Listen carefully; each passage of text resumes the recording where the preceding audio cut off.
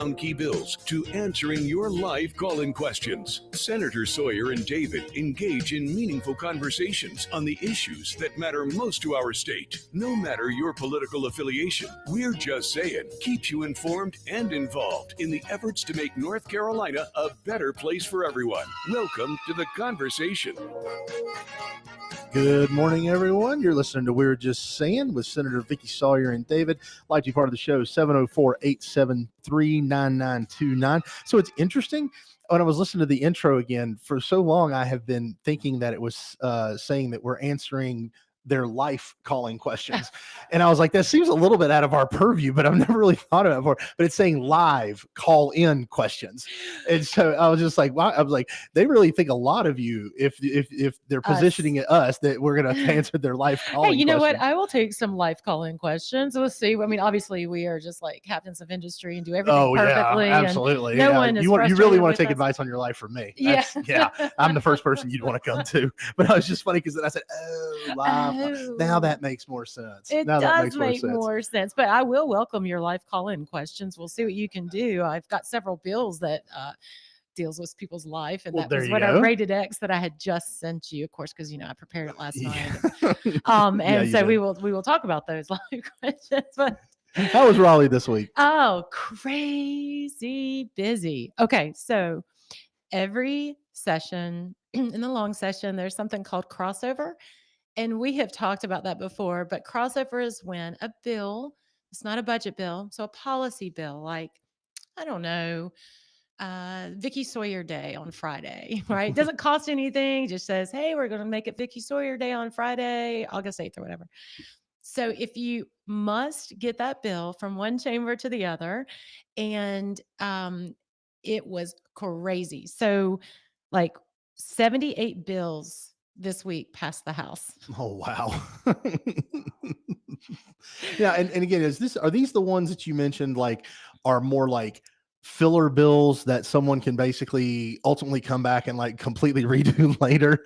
So just, it's like, let me get this in case I need something to do something else later on. Yeah, I really do think crossover is just basically hazing for all lobbyists so that they can because they'll say, well, our bill made crossover, so thank you, and please renew my monthly contract so I can advocate for your thing. Oh yeah, they got to make a living. I don't blame them. I don't blame them because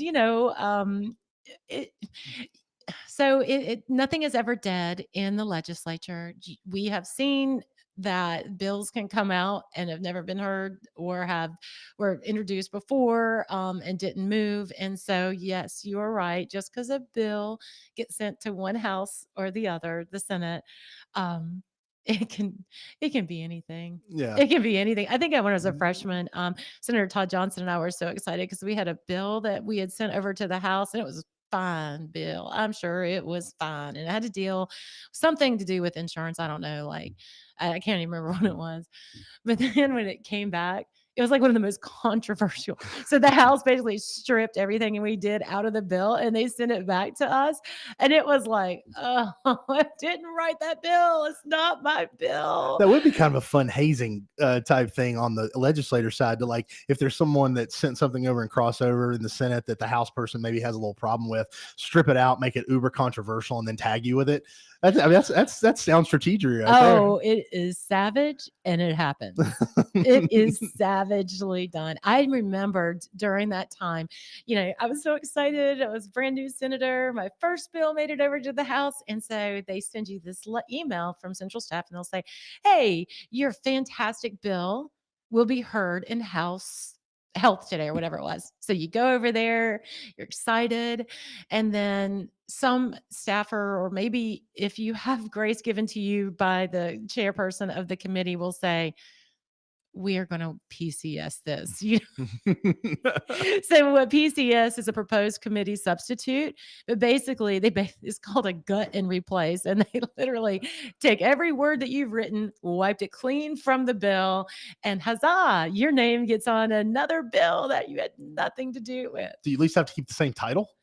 I think you can amend the title. Really? Wow. Yeah. That could, you know Oh, what? I no, learn more and more every day. I am really nervous about the deviousness I see in your Well, eyes no, it's right just now like because you're thinking, I bet you're thinking like, Vickie, let's No. have fun. Well, we could have some fun with that. But no, honestly, I have told you multiple times the only thing I care about during this Yes. session is that the North Carolina Wrestling Hall of Fame gets funding and Yeah. passes, and that Raise Up is named the North Carolina official hip hop song. Those are the only two things I'm focused on this session. That's all I care about. I'm right there with you. Don't care about the budget. Don't care about anything. I want those two things is all I want. Well, yeah. Well, you might have better luck at getting those two than you do the budget. Yes. So I was down in Raleigh this week, Okay. and the word that I heard was that rhymed. Wow, I didn't mean to do that. What did Anyway, you do? the word that came my way was that you guys weren't that far apart. Oh, really? That like, just a few $1 million here and there apart, great. not like 40, 50, 60, $100 million apart like normal. Sure. It wasn't that, it seemed like now whether I can believe where that came from, I don't know, but because you hear all kinds of different things. It's always funny to me walking between the Senate offices and the House offices and talking to people at the Senate side and talking at the House side. Because sometimes I think you guys don't live on the same planet. I mean, like the way you perceive certain things going on, and then I go over to the House and they perceive it this way, and I'm like, you guys aren't even in like the same state right now based off your perspective on some of these things. Well, the Senate's obviously North Carolina. Oh well, obviously, yeah. And the House I mean, like you are Carolina. obviously far more focused on the people than the House side, obviously. But it's always just kind of funny to me that the talk, and really, what I've just come to the conclusion is really nobody but the Speaker and the Senate President know what's going on. They're really the only two that have any idea what's going on. You know what? You're right. I mean, you're absolutely right. I think, there are ways that we can represent our constituents and stand up and get things done. But when it comes to these big, larger decision items, leadership is absolutely the ones who can pull the trigger at the end of the day. The House is supposedly have their budget done by Memorial Day. Wow. So what have you heard? So no, I had heard Memorial Day. But to be fair, ever since I started going down to Raleigh, I had heard Memorial Day. I have heard, oh man, it looks like we might be out of here by June or July. And then you're still there in December. So those of us of a certain age will remember the Peanuts cartoon where Lucy always moves the football on Charlie Brown. I promise I won't move it. Yes, you will. No, I won't. And he does it. Yeah. I think it will be. I think it will be the same. I just don't understand. Like you said, I think we're on two different planets with a lot of these things. And, some of that's by design and some of that's designed by folks who are lobbying because they do want to keep us in separate hemispheres because, one of a lot, and I have good friends who are lobby that are not all dirty dogs. Some of them are.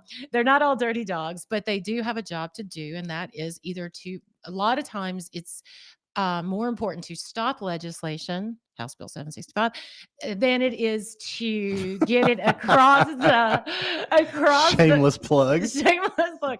And so one of the maneuvers that they use to do that is, maybe keeping people at odds with one another so they do not communicate. So you can have your perception become reality and then cause a bunch of hubbub.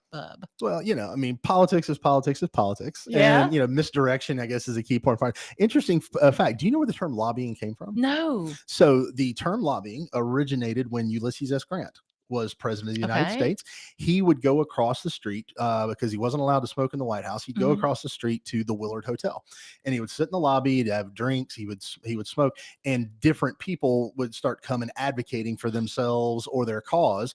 And it was in the lobby of the Willard Hotel. So since the term lobbying was coined, I am a better person for knowing that. You're welcome. Thank you so much. I mean, who knew? Did we not answer your life questions? We also will give you a little bit of history. And the only reason, because I've been up at a couple of different events in DC, and several of them been at the Willard Hotel. Yeah. And there was a historian of the Willard Hotel, and he would come in and he would give you the history of the Willard and stuff like that. And that was always one of the stories that he told was that is where the term lobbying originated. Nice. Well, that is really, really cool. I digress. Anyway, lobbying is, they're not bad people. They're just, everybody has a job to do, and it's very difficult and to get a bill to become a law. And that's why, at the beginning beginning of this year, you and I spoke about first reading, and then Yes. so many people get upset about first reading of a bill, and that just means it's somebody's idea who got filed.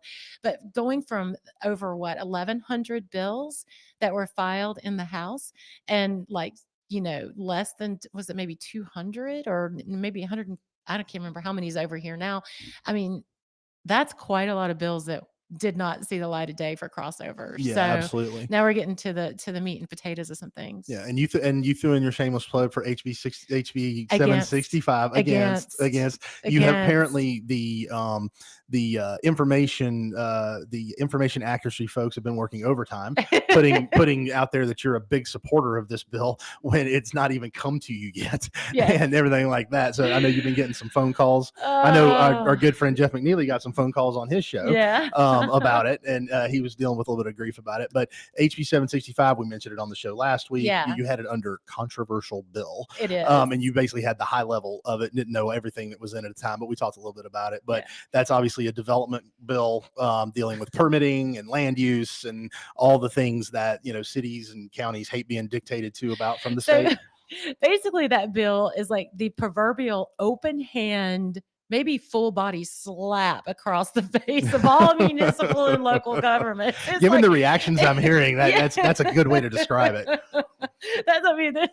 Oh my gosh, it's gotten everyone so excited. And you know what?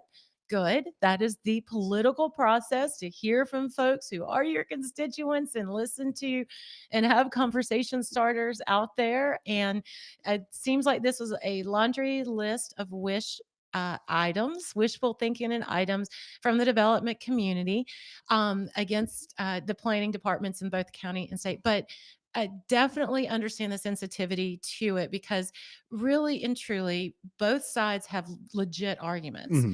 But I want both of those sides, with all of that anger, to come together and figure out how we're going to fix the Department of Transportation.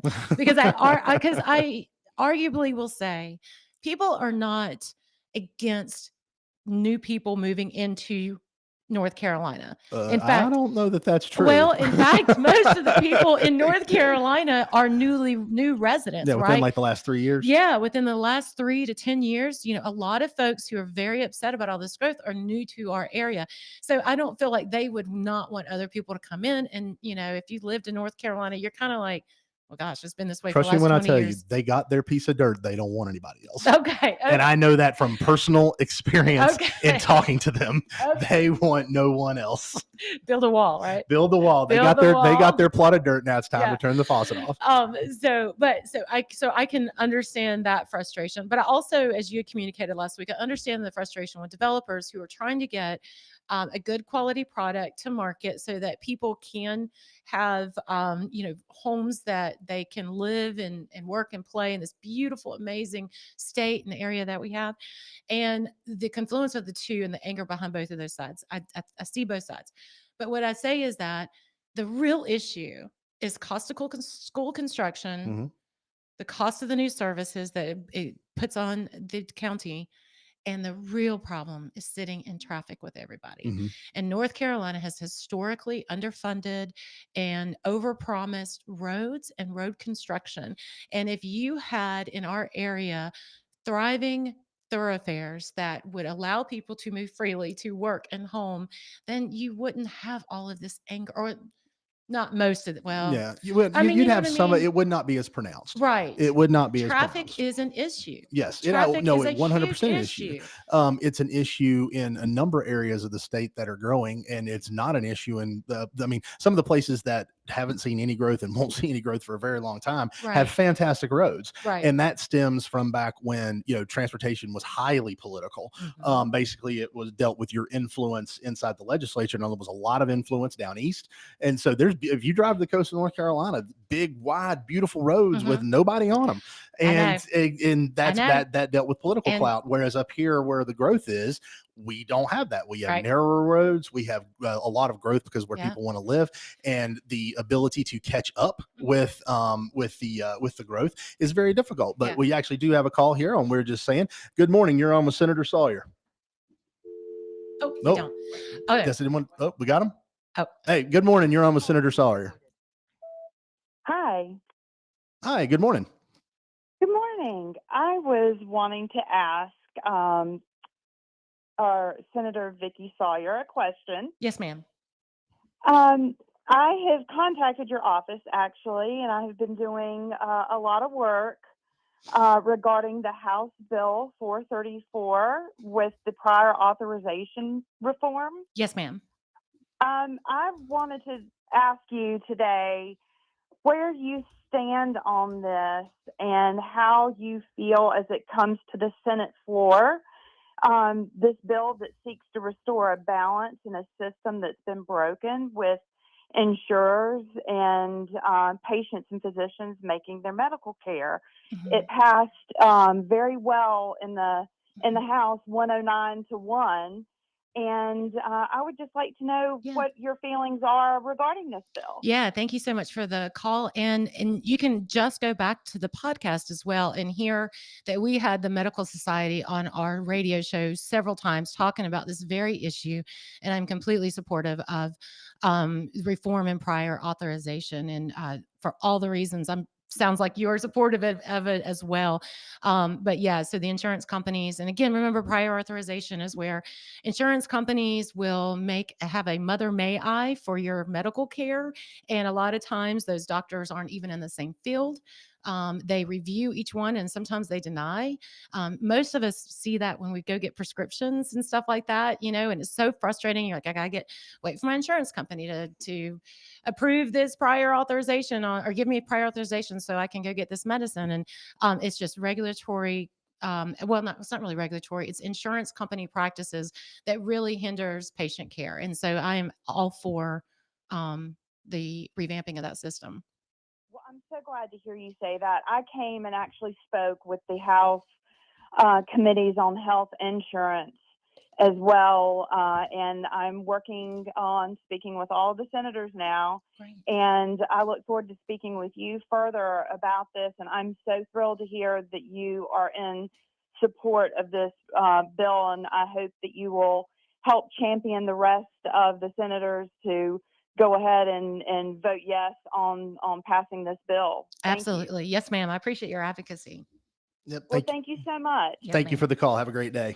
Yeah, it's so tough, right? This prior authorization stuff. And we've had John with the Medical Society on the radio show before. So definitely go back and listen to those too, because he made some really good points about how that needs to be modified and changed. Oh, But yep. although I do have a traffic update about what I think I'm going to do it. What's I that? maybe. So just recently, a new company has made an air motorcycle. An air motorcycle? Okay. So we finally have a floating vehicle? Yes. I love it. No joke. They had a picture of this guy and he looks like a little ninja and he's on top of what I would say is a wave runner. It's kind of got wave runner-ish look. And it's got these great 2 feet and it's it has not self-propulsion, everything is.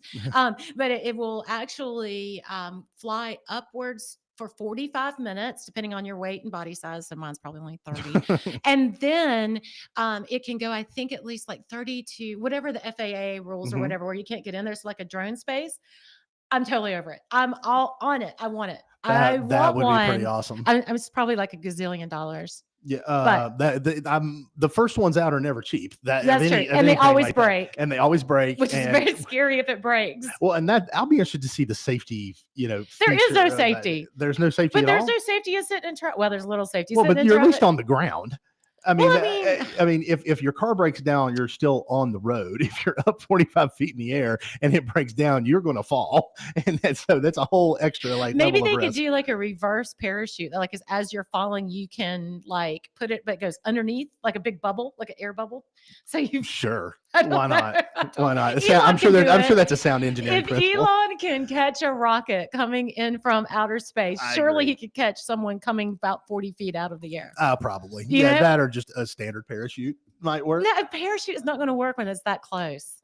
to the ground. I don't know. You might See, this is why you need to call it. They have the quick. They have those like smaller shoots that are quick. That like basically they're not good for like sustained drop, yeah. but they like jerk up and initially stop your momentum. Okay, well, I've seen those. I totally am down with it. I think they used one in a Bond film one time. I think I saw it in a Bond Did you? film. Oh, yeah, then where it has basically to be true. he was jumping down like a chute or something like that, and he threw up the threw it up, and it gave like an initial stop in his descent, and then it basically allowed him to land softer. Well, if I can have a floating wave runner, I think I'm all over. If I can afford it, I would totally do it. Well, I personally still feel cheated that we don't have flying cars. Well, it's coming. Yeah, I think it's coming. I was promised in Back to the Future 2 we'd have those by now.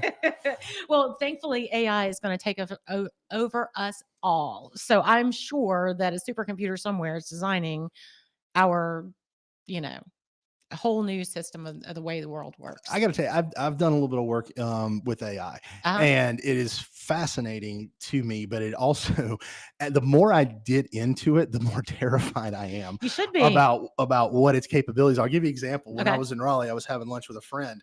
And you have a friend? I have a friend. A friend. Is it the friend? No, it's not. It's not the friend. It's just a friend. Okay. And so we were down there, and the conversation was going on about we have like a group chat of a bunch of us that we like to talk and everything like that. And so he wanted to write something funny about one of our other guys in the chat who had come up on social media. So he goes to Chat GPT and he says, write me a funny quip about this person doing this in light of this. And sure enough, it came back. Yeah, I've actually seen that video. Okay, actually, yeah. For those who are listening to us on the radio, Billy and Senator Sawyer have found the video of the hover thing. Okay, so talk about your friend. But he actually said, write a funny joke or quip about that person, and gave it a few parameters, and it knocked out something. It was hilarious. And I was just like, okay, now this is just way too terrifying. I mean, if we can't even make up our own jokes, I mean, what good are we to the world? Oh yeah. Well, I mean, it's and here's the thing about it is I view Chat GPT and stuff like that. A lot of professors are like, no, you're not going to write your paper based off Chat GPT. But also, I remember going through school when I was in accounting, Microsoft Excel was there and it does accounting functions, and I had a calculator that does counts, but it was like no, you have to know them by hand. And I get I firmly believe the underlying principle you have to know and everything like that, because you can't just rely on a computer to use it.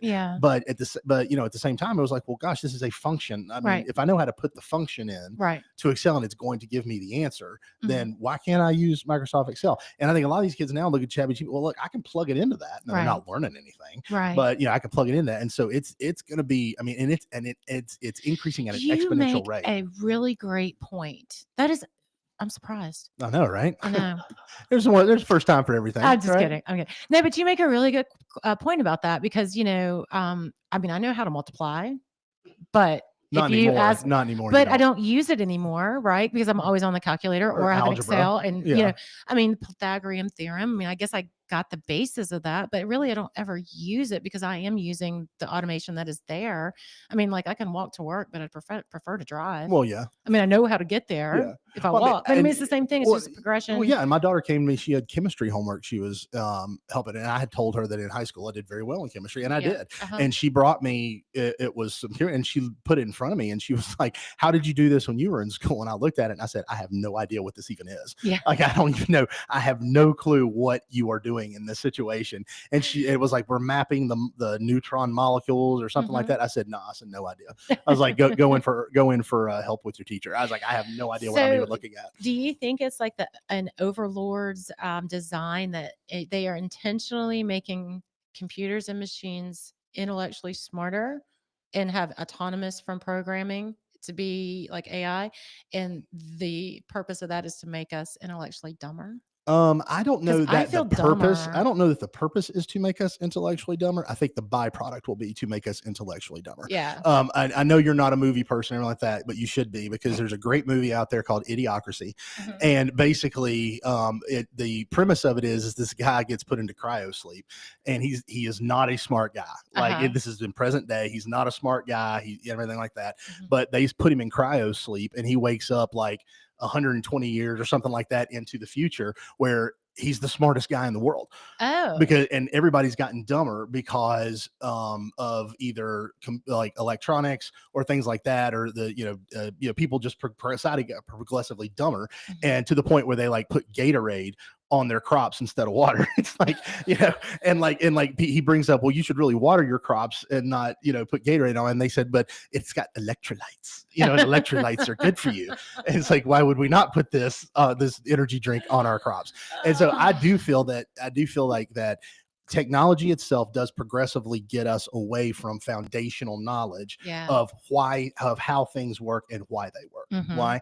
And so I think we do get to a point where technology is going to do so much that we're going to get to a generation that has no idea how it does it. They just know that it does it. So what you're telling me is the country folks will be the smartest people in the next generation, because we know how to build a fire and I really don't know how to hunt, but I mean, and hunt and kill your own food and grow your own. So maybe rural Southern, I had to be Southern, but yeah, but I people have, who live well, off they'll be grid Southern. And so, I mean, if we're being fair, but but culturally speaking, we are, we've always been looked at as like the goofballs, culturally right? more self-reliant than others, right? Hunting is bigger down here, camping is bigger down here, and farming, outdoors, and things like that. Just culturally down in the South, that has been, historically the way we are. And so I've always been a big believer, the more self-reliant you are, the safer you are. Right. And so knowing how to do those things is great, because you never know when the power's going out and never coming back on again. Yeah. Right. But I do think that, no, the AI stuff is frightening to me. Well, I do know, and we got to take a break here, but I have proclaimed to my family and friend, friend, not me. The zombie apocalypse comes, or if we are in a survival, I am walking straight into those suckers. Just call it neck straight out. Just take me now. I mean, I'm a 50-year-old gal. What am I going to do? Just going to give up. Just going to give up immediately. Y'all are going to be chasing. I'm going to be chasing y'all around because I'll be zombie. I'm going to be fair with you. As much as I adore you, I'm shooting you in the head. Oh, you should. I mean, take me out. I'm not going out like that. I'm going to fight for as long as I possibly can. I'm not going out like that. You're listening to We're Just Saying. We'll be right back. Tuning into We're Just Saying with Senator Vickie Sawyer and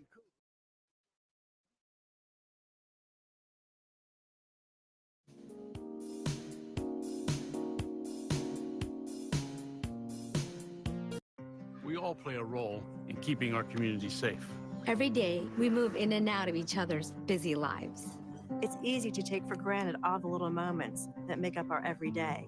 Some are good, others not so much. But that's life. It's when something doesn't seem quite right that it's time to pay attention. Because only you know what's not supposed to be in your everyday. So protect your everyday. If you see something suspicious, say something to local authorities.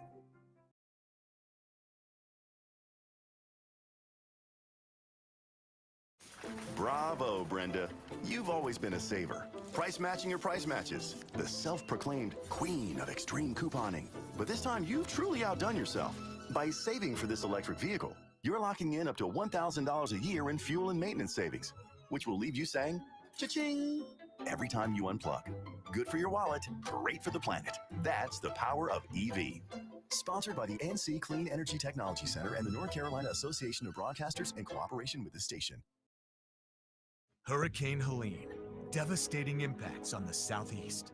Now it's time to help the people and communities who need it most. To make a one-time financial gift to the American Red Cross and enter how much you'd like to donate, or go to redcross.org/donate. Together, we will make a difference for those recovering in hard-hit communities.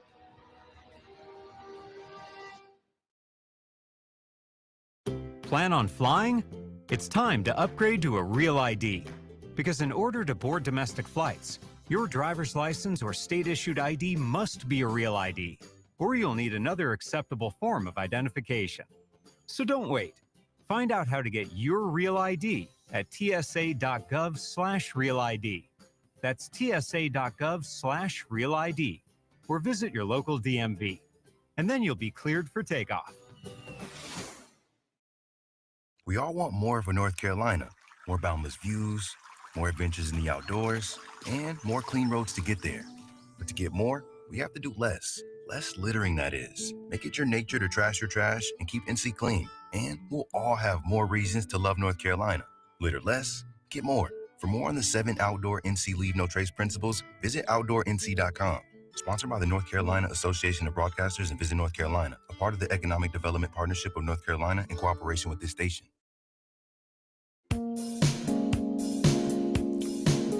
Welcome back to We're Just Saying with Senator Vickie, Sawyer, and David. Like to be part of the show, 704-873-9929. We are taking callers on if you would just walk into the zombies and call it like the good Senator Sawyer, or if you would put in at least a little bit of a fight before the end came for you. I mean, maybe I'll take the boat out and go to an island on Lake Norman. Because I was going to say, zombies have never been able to swim, and I think scientifically we know, based off all the TV shows and the movies, they can't swim. Well, since we're thinking about hypotheticals, let's talk about a bill that Senator Ralph Heiss has put in there, and I think that you would be supportive of this because, as our listeners may know, you already have a plan if you hit the gazillionaire, millionaire, multi-Powerball. Oh, yes. If you have that lottery ticket, that winning ticket, you already have a plan. Yes, I have a plan because I do not want my name known. I do not want my name out there. Yeah. So there's a bill in front of the legislature that Ralph Heiss is doing. So right now, if it's 50 million in North Carolina, if it's 50 million or above, you can choose to disclose your identity. But if it's 49 million or whatever, nine and below, then they will publish your identity like within 60 days after the winning. And they like to promote that. But Senator Heiss actually had mentioned that when he had a constituent who hit a scratch off and then it went into the local paper. Well, it wasn't just the normal cousins that you hear from that you haven't heard from in a long time, like, how are you doing? Let's go get some dinner. It was all of these predatory bill collectors who were fake, and they prey on the identity of knowing the identity of those people who win the lottery.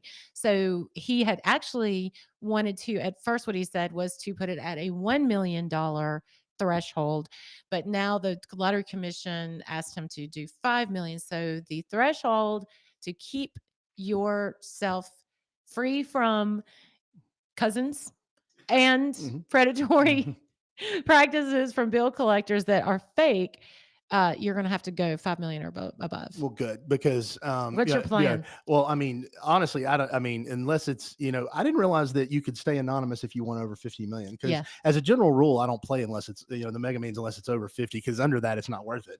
I mean, to be fair. Well, but think about it. All right, like $50 million, right? Okay. The cash value actually is not that. It's actually closer to about 30. It's about probably close to 28 to 29 million. Okay. Then you take half of that out for taxes. Right? No, that was already the taxes. No, so basically, if you take it all in cash, you get less than that money. If you only get that guaranteed payout if you take it out over 30 years. That's the only way you get the full amount. If you take it all cash up front, it goes down a fairly significant amount. Then you take another half out for taxes. So really, on a $15 million or a $50 million, $50 million win, you're probably at the end of the day only taking home 15 to 18 million. I'd be okay with that. I just don't know that it's worth it. Oh, I mean, I just don't know that it's worth it. But no, I do believe I have never understood why anybody advocates that needs to be public. Yeah. I mean, I understand why the lottery commission would like it public, because they want to advertise that people are winning. It's an advertising marketing mechanism. I get that.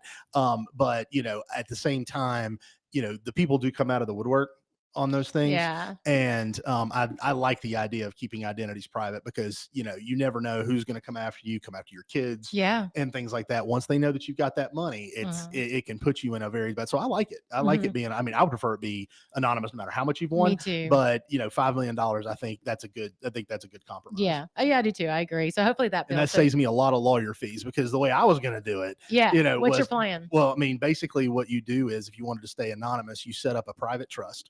And you make like an attorney, the executor of the trust.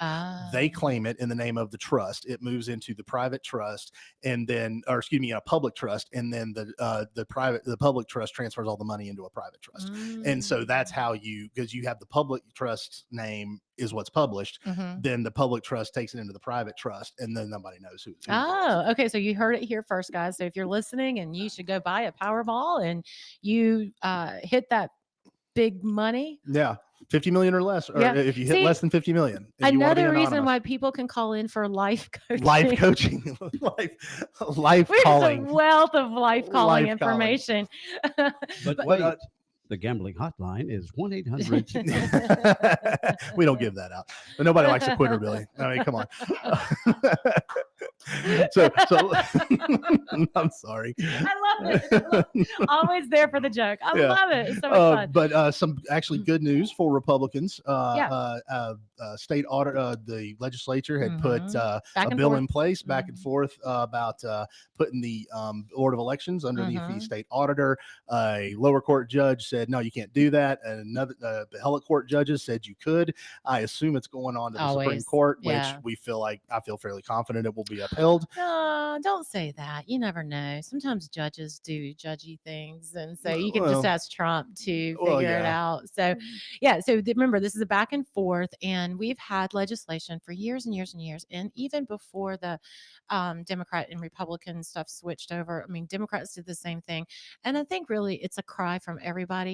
We just want to be able to trust our elections.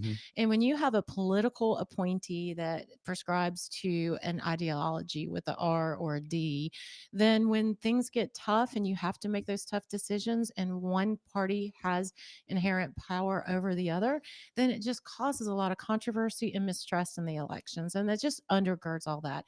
So we had tried to do in the legislature I always say that legislature.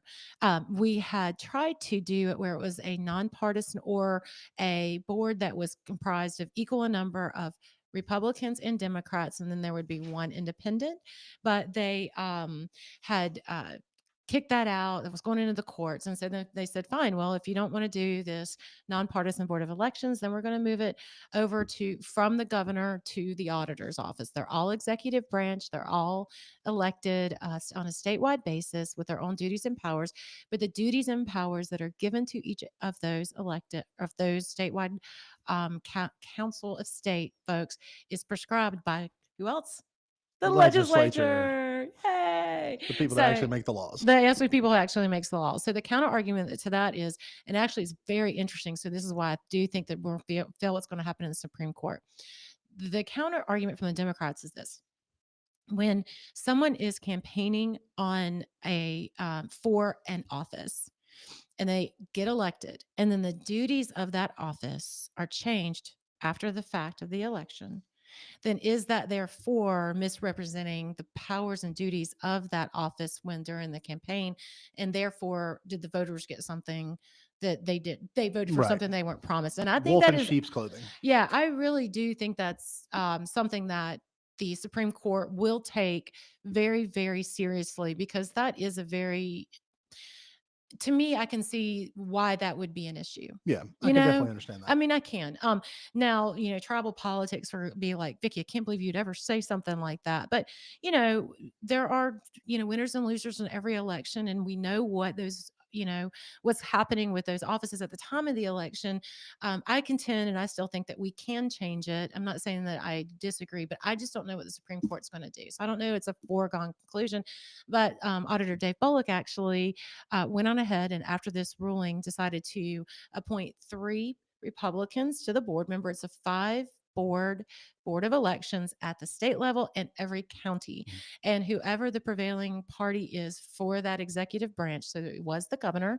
So even if you had a Republican party, the Democrats controlled your elections. A Republican county, the Democrats controlled your elections. This way keeps the structure the same. It moves it over to the state auditor, who happens to be a Republican, and therefore every board now will have Republican control. And so he is working very hard to get good, fair-minded people in all of those positions for the board. So, Excellent. and he announced his 3 picks for the statewide. And those who are longtime friends of ours know that the first one he picked was not anybody new to me and you. Yeah, he told me, Senator Bob Brucho, former Senator Bob Brucho, lifelong Iredell County resident Bob Brucho. Sorry.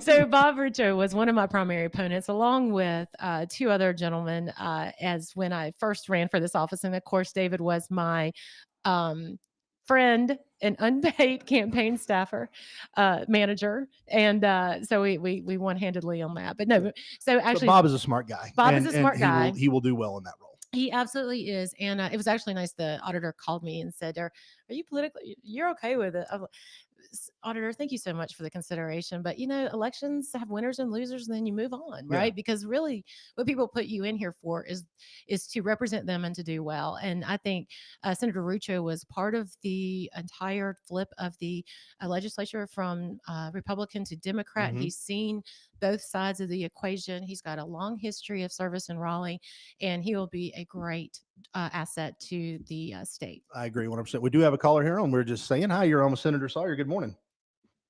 Yeah, hey y'all, good morning. Good morning. I just got a question for you. I've got to have my driver's license for my job, and it comes due in July 15th. I've been trying to get appointments for 3 weeks. I was by Moxville today. I just left Taylorsville's office today. They said they may not take anybody else. They'll let them know after 2 o'clock. Oh my gosh. Okay. And I'm trying to nip it in the bud and get it early, but you go online, you can't get an appointment. I know, it's awful. It is. These people, you know what I do when I get behind? I work overtime Saturday and Sunday. Mm-hmm. That's what something needs to be done about this, because July 15th rolls around, they ain't gonna let me drive for work. Oh gosh, yeah. Okay. Thank you for that. I'm glad you called. Yes, the DMV, the governor just appointed a new commissioner to the DMV, and the auditor is actually auditing the DMV. Hopefully, under this new leadership, they will start doing more Saturday hours. The appointment system just doesn't work. It just doesn't, because what happens is that if somebody didn't show up for their appointment, an auditor's just sitting there, and a DMV examiner's just sitting there, they're not doing anything. Meanwhile, they won't take anybody on a first come, first serve basis during that appointment time. That's absolutely ridiculous. And then everybody sits there and waits until after the 12 o'clock or hour, and then they come out and say you're not going to be seen. It's horrible. I wish I could give you some nugget of advice on how to get in there. Both of my girlfriends are going through this right now with theirs and constituents every day. So what I'm hearing is Wilkes County is a great spot. They'll try to get you in, and they're working really hard. Taylorsville, I know, is working hard. I just yeah. Lastly, I can't have you think that this is going to happen, but there is a provision that we're working on to extend the driver's license renewal so that you guys will be able to push that back. But I don't know if we're going to get that done before July 15th. I mean, that's what I was wondering. I mean, I got concealed carry. Y'all know who I am more than I do. I can't figure it out. I need an extension or something to get me by. Y'all get the mess y'all created straightened out. Yes, sir. Yeah. And so I appreciate that. And remember, the DMV is under complete control of the governor, not the General Assembly. And we have passed $170 million for them over 10 years to fix their computer systems. We have given them money left and right to ask them. We have passed laws to make them better. And they just literally tell us to go pound stand. So the new governor, and I will give him credit, Governor Josh Stein really understands that this is a priority. That's why he has hired new leadership, and he's working to get this under control. But at this point, it's a management, and the management is the governor, and they all are trying their hardest to get something done. Yeah, well, I mean, I knew y'all know about it, but it's just the fact that July 15th gets here and I don't got a license, the insurance won't let me drive. Mm-hmm. Yeah, no, yes, sir. I understand. And I will, when we get back, we will definitely push to see if we can get something to be able to extend that. But in the meantime, just keep trying. And I'm so sorry. I wish I had a better answer. All right, well, y'all have a good weekend. Yes, You too, sir. Thanks Thank for you calling very in. much. Yeah, you're getting emails and calls like that all the time. Yeah, and because it's rightfully frustrating, and so. rightfully so. Rightfully so. I'm elected to represent folks about state government, and that's the one function that state government should be doing. And we can, and I've said for years that the DMV is the welcome mat to North Carolina state government, and it continually slams the door shut in each and everybody's face. It would seem to me that given that we know that this issue is out there now, and you obviously are not the only one dealing with it. I'm sure every elected official is hearing about this. It would seem to me that some type of measure to extend, I know you have 30 days past expiration to be able to renew your license and like that. It would seem to me that a simple bill to extend that period of time, would be, and I know everything is complicated because everybody, ends up getting their hands into it, but it seems like that would be a fairly easy compromise to make in order to make sure, folks like this gentleman are not losing their jobs or things like that, and not able to work because they can't get an appointment at the DMV. Yeah, I know Representative David Willis out of Union County has a bill moving. I actually was listening into his, the transportation, the transportation meeting in the House about this, and he had put that provision in his bill. I hope it was one of the 78 bills that crossed over. Definitely we'll look into it and see if we can grab it. Good news is you can gut one of those that's crossed over and just make it what you want. That's right. It's coming, baby. Yeah, just find one you don't like and gut it. Yeah, I know.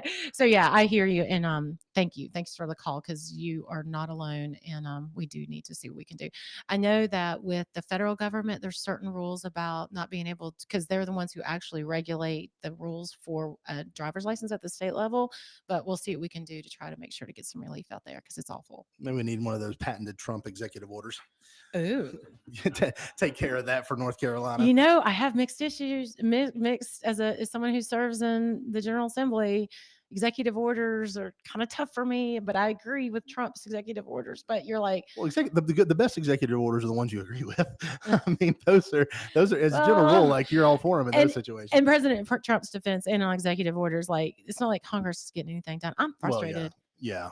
And so come on, guys, like, come on. We've got to get this stuff. We need to know what's happening in Western North Carolina. We need to get money. We need to figure out all of these things that are happening and just get that big, beautiful bill into law. Yeah. Well, I mean, hopefully they're getting towards the finish line so they can get that over, especially given that, part of it is making sure that the tax cuts are extended. Yeah. No one right now can afford a tax increase. No. And we certainly don't need to be having that come down. But real quick, in the last few minutes we got left, a couple other things. School calendar, I know is something that's come up again. So originally we thought there might be like a little bit of movement on that. Did that get hamstring back, or are we going to make some movement on this? The bill was voted on in the Senate, and grateful to Senator Amy Galey and Senator Berger and those folks to get it down. Now, remember those folks for school calendar, unless you have kids in school, maybe you don't really know, but so many moons ago,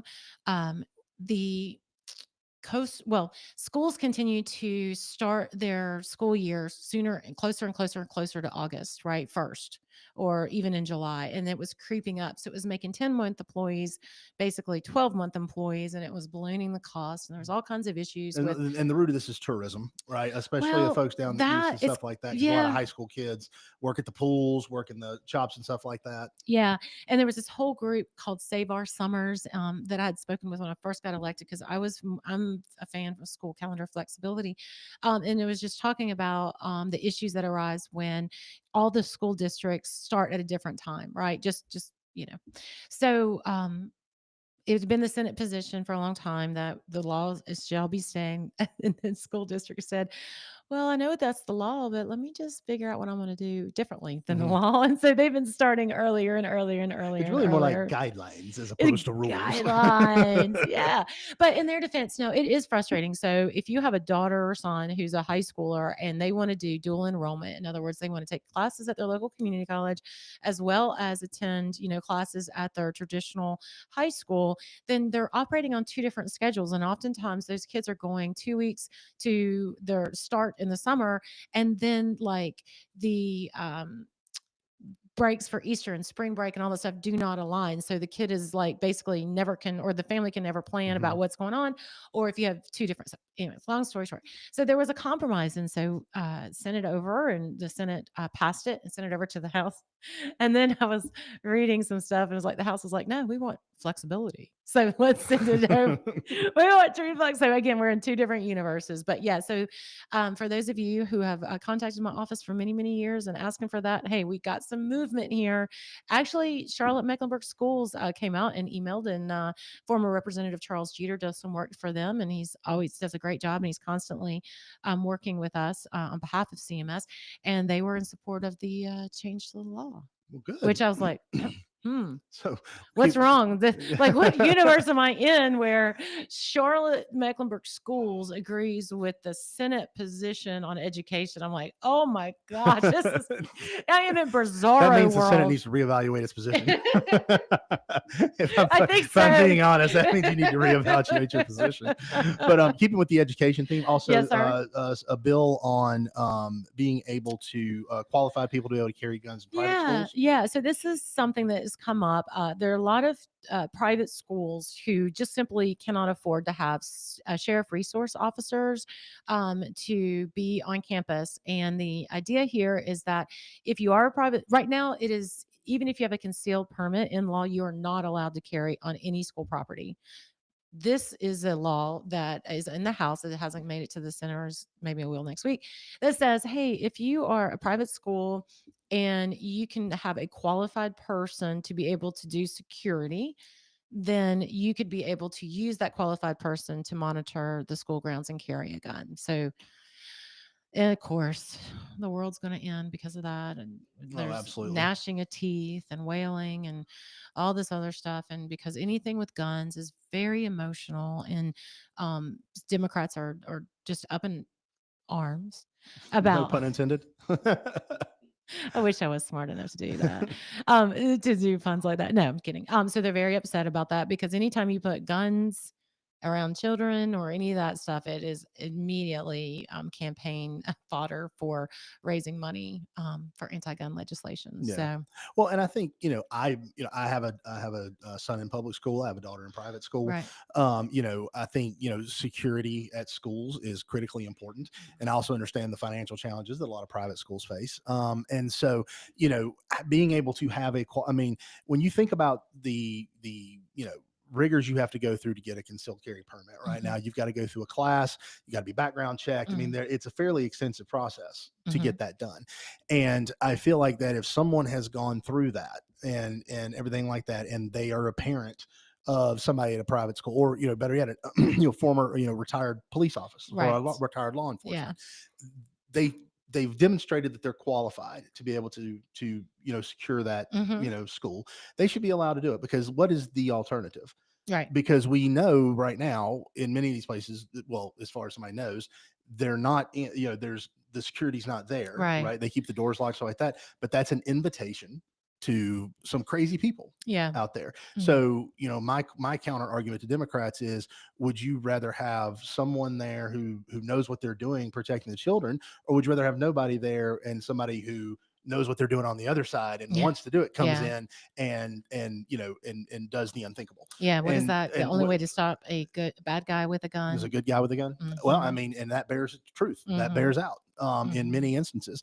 And so I don't have a personal issue with that. I do think, if somebody's gone through the rigor of a concealed carry, they've gone through background check, they've gone through training, they've qualified, they should be allowed to protect a private school. I don't have a problem with that. Well, and here's the deal. If you don't like your private school's stance of having a qualified person with a gun on campus, there's a beauty. You can go to another private school. Yeah. I mean, you know what I mean? That's the whole thing. It's about parent choice. I mean, if the school makes a decision that you don't feel like is in the best interest of your child or your family, then if you're going to a private school, then you can go to another school. Yeah. So, I mean, there's always that option as well. Yeah. But real quick with the last bit, we have a rated X this week. Yeah, it's actually kind of like you have to be highbrow a little bit on this humor. It doesn't have the it doesn't have the F-bombs and the all those things in there. I am a little disappointed in the quality of it, to be fair. But I mean, but the good thing is that where you sent it to me, it was in actually response to our show and on that, and it was go ahead. Oh yeah, so it was George Fill It Buster. I guess that's probably his God-given name, George Fill It Buster. Okay. That pic, it's his, or it could be her. I don't want to misgender them. Yeah, are they? We're very sensitive on that here at this show. And so, but it's like an old school Civil War picture with the mustache. I think he's trying to pay off the Andrew Luck parody account, but whatever. I'm just going to keep calling him because this screams of a guy. Yeah. But it says, "Hi, Vickie," with an American flag.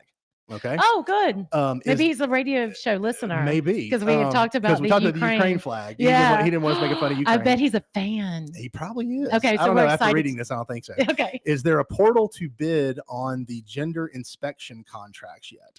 I haven't seen one, and Gender Check trademarked is ready to ramp inspections statewide. We are a franchise-based strict and doing God's work. George Marketing Department Gender Check. So I'll give them points for clever. The humor there is solid. I do. I like the humor. I like the humor. Obviously, this person put some thought into this. Yeah, They didn't just cuss you. No. And yell at you and Yeah. call you names and Yeah. stuff like that. So, honestly, ranking this among our rated X's, this might be the best one we've ever gotten. I'm gonna say it's pretty good. It's not as funny because cuss words are funny. Well, it's not. Well, it's funny for very different reasons, Yes, right? It's it funny is. because it's like, oh, that's clever. That is Well clever. done. Well Yeah. done. I will But be the opening up- others that are funny, it's because they're funny, bless your heart, funny. Yes. And then there's funny. Oh, that's clever, Yeah. funny. Well, I will be opening up a portal next night. Yes. Where do I buy into this franchise? Yeah, I know. Let's go ahead and get this done. I'll be buying up. I'd like to know how portal. functionally this is supposed to work in his mind. But, Yeah. in any case, kudos to you. Well done on that one. No Yes. cussing or anything. Any big plans for the weekend? Yeah, it seems like I can and I do, but I'm not really sure. Oh, derby party. And I'm gonna dust off my DraftKings. I haven't even opened the app and Are you gonna bet the ponies this I'm weekend? gonna bet the ponies this weekend. I've got Uh-oh. $44 of house money burning a hole. So now, what will be your criteria for the ponies? Is it going to be like, I like the name, that's my favorite number? What's going to be your criteria? It's got to be name. Got to be It's name. got to be name. Yeah, I think so. That's gotta gonna be it. mine. Yeah, so I'm going to do the Kentucky Derby party and celebrate a girlfriend's birthday with her. It's always the same time, and just enjoy being out of the busyness of Raleigh. Really, how about yourself? About the same. Going to a fundraiser for a nonprofit, but it's a derby party. They'll have silent auction and everything like that, and obviously we'll watch the derby. I, of course, will possibly pit one or two of the ponies. Yeah. While I'm there, because What's your criteria? My criteria. So I actually look at the odds and look at their past wins on that So type boring. of turf. And I put research into it. Never works out. I mean, I was gonna say, what's your result? honestly, you will probably be more successful with your criteria than I Okay, am so with next mine. week I will share with you my bet. You can share with me your bet on Okay. Kentucky Derby Day, and then we'll see who wins. Okay, perfect. All right. Absolutely. I like that. I do too. Thank you for joining us on We're Just Saying. Billy, have a great weekend. Are you going to bet the ponies? No, Billy, not about the ponies. My wife won't let me. Oh, well, you know what? Happy wife, Happy happy life. Yep, exactly. Everybody have a great weekend.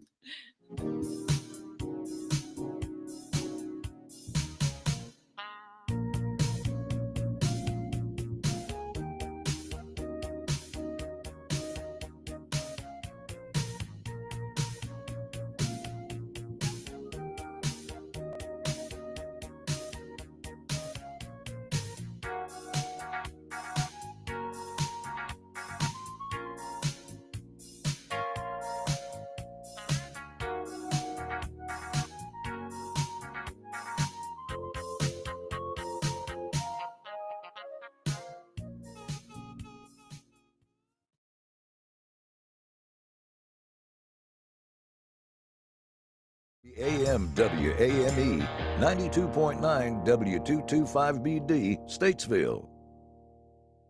WAME and Bunch Johnson Funeral Home are proud to present our national anthem, Bunch Johnson, where every detail matters. Call them at 704-873-7223 or stop by their location at 705 Davie